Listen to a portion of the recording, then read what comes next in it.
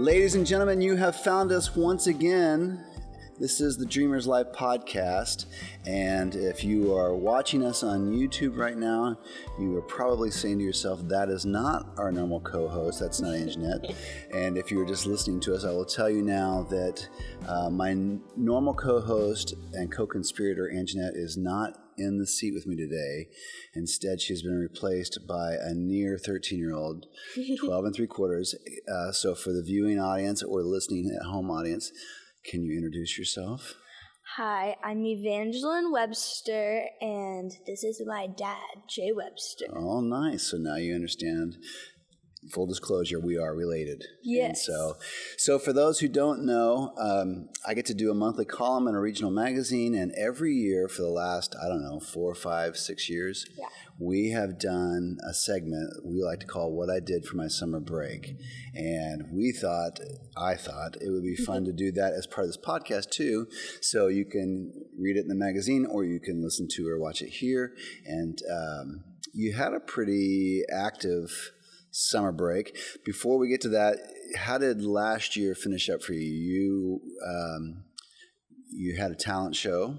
Yes. And what did you do for the talent show? For the talent show, I sang Yellow by Coldplay. I did my own arrangement, so I played and sang on the piano and stuff. Now, how did you select that song? The song is older than you are. The song is older than I am, yes. So I was kind of in a frenzy because I knew I wanted to do the talent show. I was like, I just don't know what song to do. And so I was sitting with my piano teacher, and I was like, can you help me? She said, yeah. And I was like, we were going through the list of the songs. She was like, how about we try to do Yellow by Coldplay? And I was like, oh my gosh, yes. So, and tell everybody who your piano teacher is. My piano teacher is Carrie Lennox. Yeah. Yes. And she used to teach at Kane Elementary School, which you used to be also an attendee, but now she is great with child. And and so she will not be teaching this year, but she's on other things. She's on mom duty. She is soon to be on mom duty. And so did you do anything else at the end of the school year? You had, I guess, band concerts, choir concerts.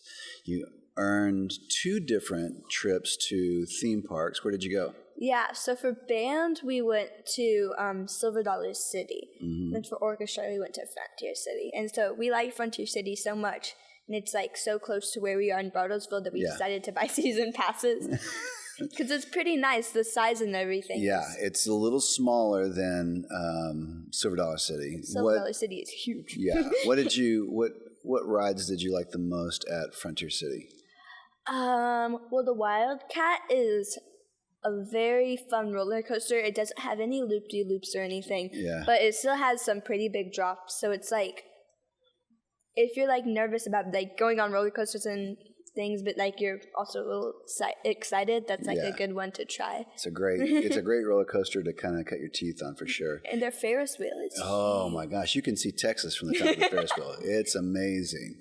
And I don't mind telling you, I mean, I am a grown man, and we went as chaperones, and somebody said, let's do the Ferris wheel, and I thought, well, this won't be that big a deal. But it is a big deal. You go way, way, way up, and then depending on how crowded the park is, they stop you to let other people on or off the Ferris wheel, and you might be suspended at the very top, right? Yeah. Well, like, the reason we decided to go on the Ferris wheel in the first place was to, like, scout out all the rides and look at all the different stuff. Yeah. But, like, I ended up, like, not looking at anything and just looking at my feet, since it was, like, we were, like, above all of the trees and all of everything. I just remember crying a little bit when we were up there, and I had to hold on to the center post just for like balance. Like, it wasn't windy, it wasn't, there's nothing. I mean, no seatbelts, and like also like the flap doors are still flapping when you're going up and stuff. There's like no locks on the doors or anything. So if somebody like elbows you a little bit, and these are not the kind of things we want to report back to our grandmother. So let's not do that. And then you did go to Silver Dollar City, which is like 3.5 hours away. Gosh. Yeah, it was a trip. Well, and you guys did it on the yellow bus, didn't you? I mean, we did it on like the regular hot school bus. Like, I was like, is the air conditioning working? I don't think so. Because like for orchestra, we got these like fancy charter buses, and it's not that far away to go to Oklahoma City. Definitely a lot less than to go to Silver City. Yeah. And we just were in plain yellow buses, like 4 people in like 1 seat, and it was crazy. Yeah. So then you finally get out of 6th grade. They let you out, and what's the first thing you do? I guess did you go to a camp or something after that? Yes. So the first thing, well, like we had just like a week or 2 where I was just there at your guys' chilling like a villain? Not necessarily. Oh. I was at your guys' office just doing stuff. Okay. Yeah. What kind of stuff were you doing? Well, like labor for us? Yeah. Oh. No. I was preparing. I was working on my art skills for art camp. Yeah. That was coming up. So that was the first camp that I did. And that was with the Bartlesville Art Association. That was really fun. What kind of stuff did you do at art camp? Like just nudes and stuff? And, Not necessarily nudes. We learned how to draw bodies, though. Oh, okay. Good. So they were clothed bodies, then you learned how to, they were. Okay, good. That's probably better.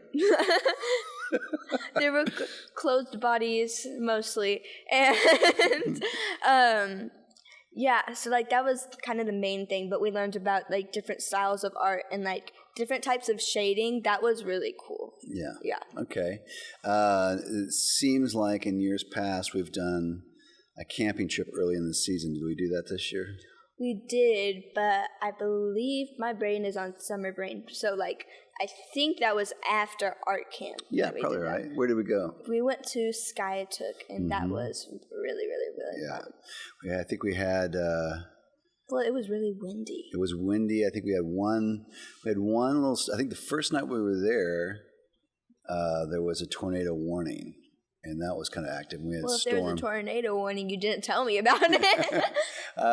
There was a stormage thing. It kind of missed us, which was great. But right.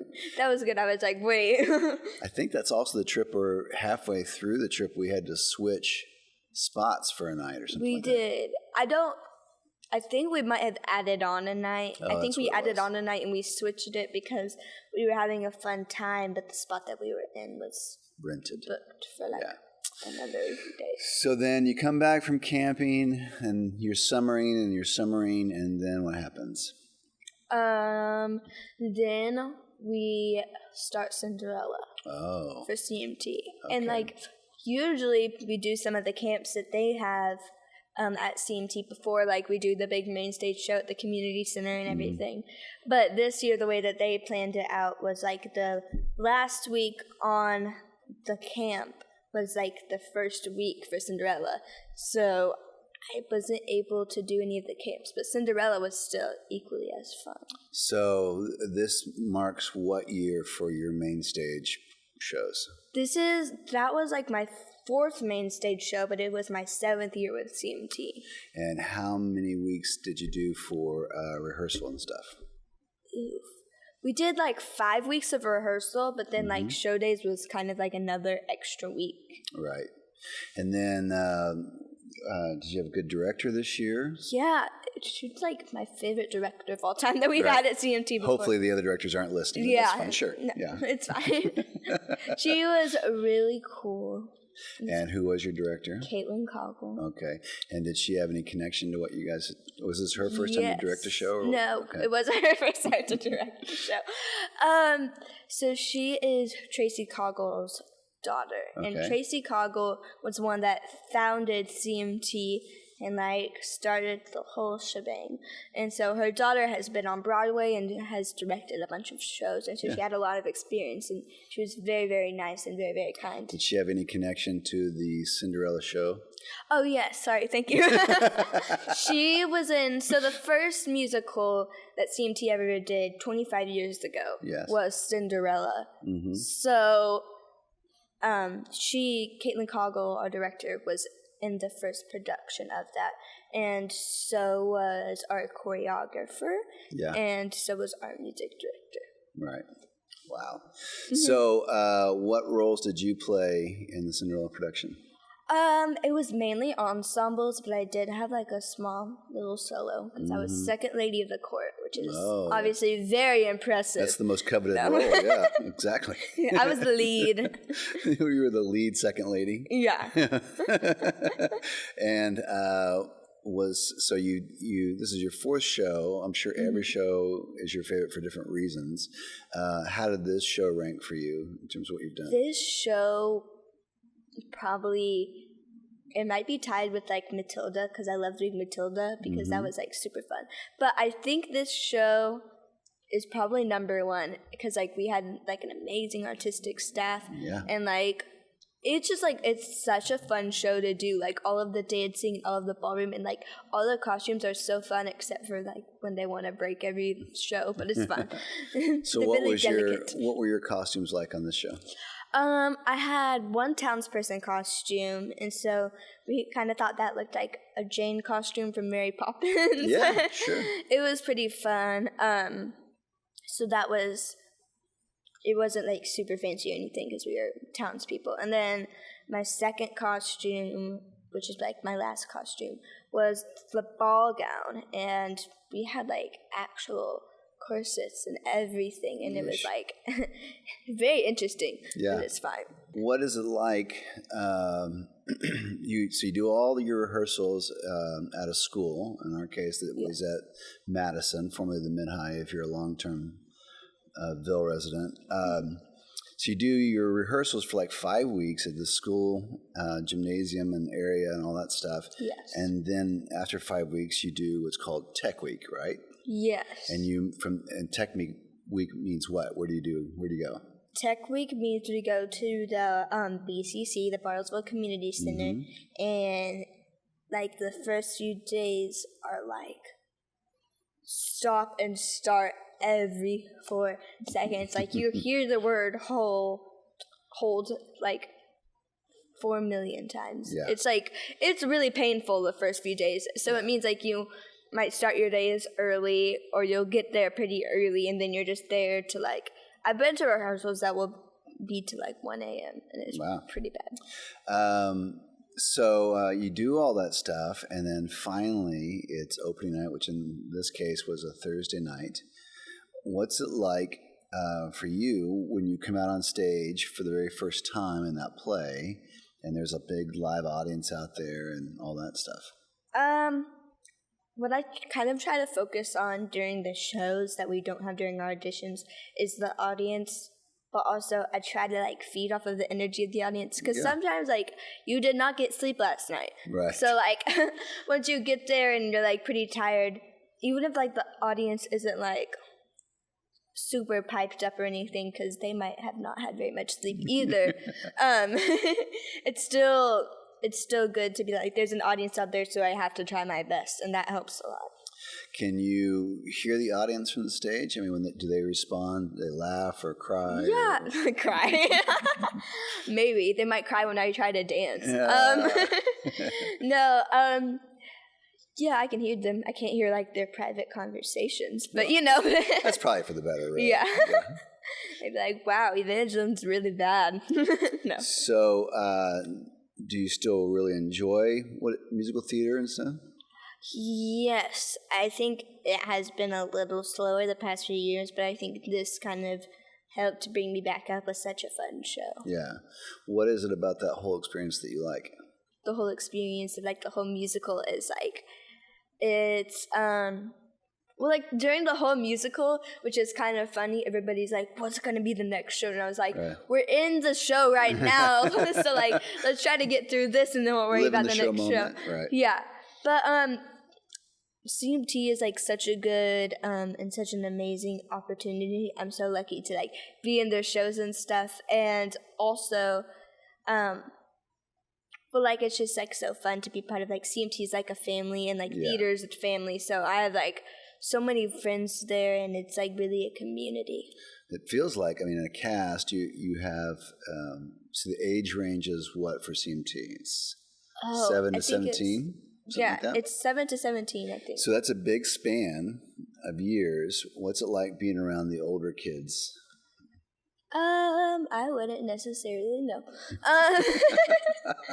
So you're with the middle kids, middle-aged kids the most. So in that 11, 12, 13, 14 age group. Yeah. Okay. I had a realization like the other day, and I was like, can't wait till I get older and I'll become an older kid and hang out with the older kids. And I was like, wait, but then all of my friends now are going to be the older kids. And it was like a weird like realization in my mind. I was like, whoa. It'll be the same people, different ages. Yeah. Yeah. That's funny.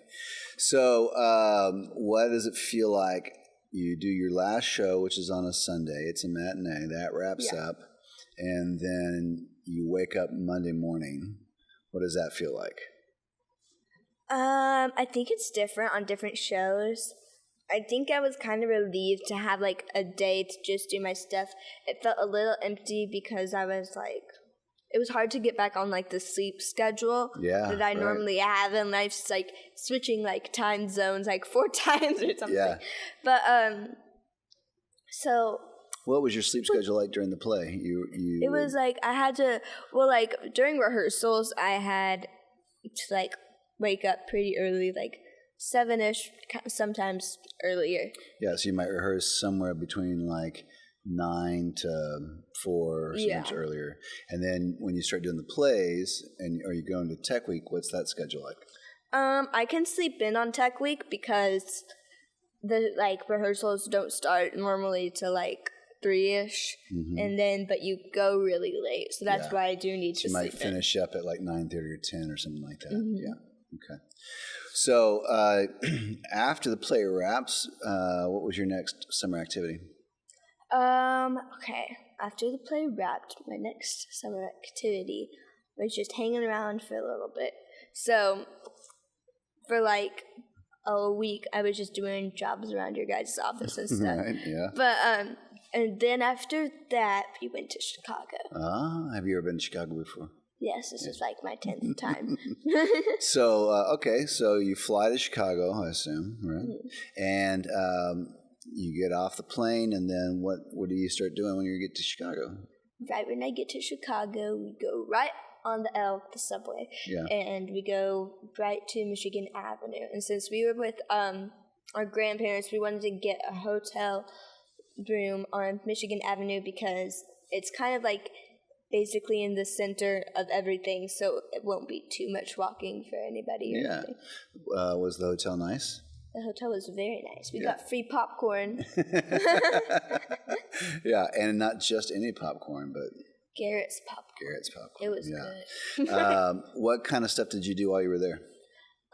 We did a lot of shopping. Yes, you did. We went to the lake for one day, and man, I'm blanking out on everything. I'm so sleepy. Did you go see any shows or recordings or anything? Like with Bill Curtis? Oh, yeah. I was like, yeah, so we went to go to see, wait, don't tell me, recorded live with Bill Curtis, because we know people who know people. So we know Bill Curtis, and he got us tickets, and we did all of that. Yeah. That was really cool. And then, see, it sounds like, I think I remember we went to Chinatown. What did you think of that? We did go to Chinatown. That was pretty cool. Yeah. I liked it a lot. Yeah. It was definitely like a different style. Yes, right. And then seems like, so we did Chinatown. We did, do you like baseball at all? Yes, I do like and baseball. Did you do any baseball games? Yes. Yeah. So I personally, with my family, went to 2 Cubs baseball games. Yeah. And that was amazing. Yeah. Kind of started crying a little bit when we got there. Did you find any souvenirs when you were there? Yeah. So I was like spotting this guy, and I was waiting and waiting till he left. And guess what he forgot? What did you forget? His beer bat. So I snagged his beer bat, and I brought it home. And now I'm drinking lemonade out of his beer bat that I love. Oh, gosh. It's great. So for those who don't know, if you go to Wrigley, or actually probably any Major League Baseball park, they have a thing. It's about maybe 2 feet, 3 feet tall, and it's a plastic clear beer bat. Yeah, it's the shape of a bat. Pour beer in it, but it costs like $12 more to get it. So I don't really understand. I was like, when you can just wait after the game and snag all the fancy cups and souvenir cups that people leave, and I'll just take them all with me and spend $0. Did you have anything special to wear when you got to the game? I did. I got myself a personalized Cubs jersey. Yeah. Mm-hmm. So you bought that jersey with your own money, and you bought it even before you left, so you would have it for the game, right? Yeah. And what did it say on the back? On the back, it says Webster. Yeah. And then, did anybody else go on the trip with you? My Bap, my grandpa, and my grandma, my Mimi, and you, and my mom. Well, thank you. So we were there for a couple of days, and then I guess they joined us about halfway through the trip, right? Mm-hmm. And what was that like? That was fun. I think they're very used to the Oklahoma life to when they got there, especially my grandma was like, whoa, this is like, it's very busy. So like... Well, if you're used to, so obviously here in Oklahoma, we drive pretty much everywhere. Yeah. We don't use that much public transportation. Occasionally use Uber and stuff like that. But when we don't really have we don't have like taxis at all. Like you have to call a taxi. Yeah. So when you get in Chicago, you might take an L, like you said, it's a subway, or you might take a cab, or there's some little trolleys that work there. Or there's the bus line, or you just hoof it, which is what we do a lot. We walk everywhere, right? Because it's not too bad if you're. It's a very walking-friendly city. Yeah, as long as you're paying attention. It's not too crowded. It's not as crowded as like New York City streets where you're like going through everybody. What kind of stuff does Mimi like to do in Chicago? Shopping. Yeah. She likes to do a lot of shopping. And she likes to look around. She does not like to walk. No, that's not her favorite thing. No, but she likes to like go to like fancy restaurants and like see like a lot of this stuff like touristy things, but like pretty like fancy touristy things. Did you guys go to any fancy places together while you were there? We went to a fancy restaurant. I remember that. But we did a architecture tour on the lake, and that was pretty fancy. Yeah, it was fancy enough that she got like a Bloody Mary on the boat. What about? So I think I took your granddad, your Bap, to a baseball game with me one night, and then what did you and Mom and your Mimi do while I was gone? We went and we had that nice dinner at the fancy restaurant. What was the restaurant? Where was it? At the Drake? Oh, we did that too, but that's different. Yeah. We went to high tea at the Drake, which is a very, very fancy, very, very expensive hotel. Yeah. Pretty good. What was it special? What did they have there? It was very special. They had 2 live harpists and dueling harpists. Well, like at different times. They like switched out. They took breaks,